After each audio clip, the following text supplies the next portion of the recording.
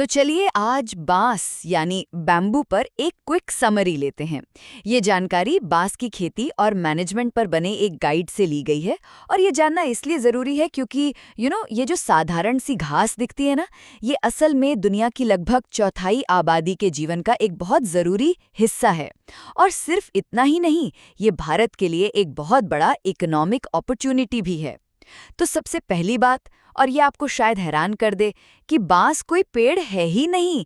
जी हाँ, ये असल में एक तरह की घास है। मतलब पोएसी फैमिली की एक बहुत लंबी लकड़ी जैसी घास। और ये बढ़ती भी बहुत तेजी से है। आपको पता है, इसके 1500 से भी ज्यादा उपयोग दर्ज है। मतलब फर्नीचर से लेकर टोकरियों तक सब कुछ। दूसरी बात ये कि भारत के पास बांस का दुनिया में दूसरा सबसे बड़ा भंडार है। यहाँ इसकी लगभग 148 प्रजातियां हैं और ये 1 करोड़ हेक्टेयर से भी ज्यादा जमीन पर फैली हुई हैं। और अगर आप पूछें कि सबसे ज्यादा बांस कहाँ मिलता है, तो वो है उत्तर पूर्व भारत में, और उसके बाद आता है पश्चिमी घाट। और फाइनली तीसरी बात, हाल के कुछ सालों में ना बांस का इकोनॉमिक और एनवायरमेंटल दोनों ही महत्व बहुत ज्यादा बढ़ गया है।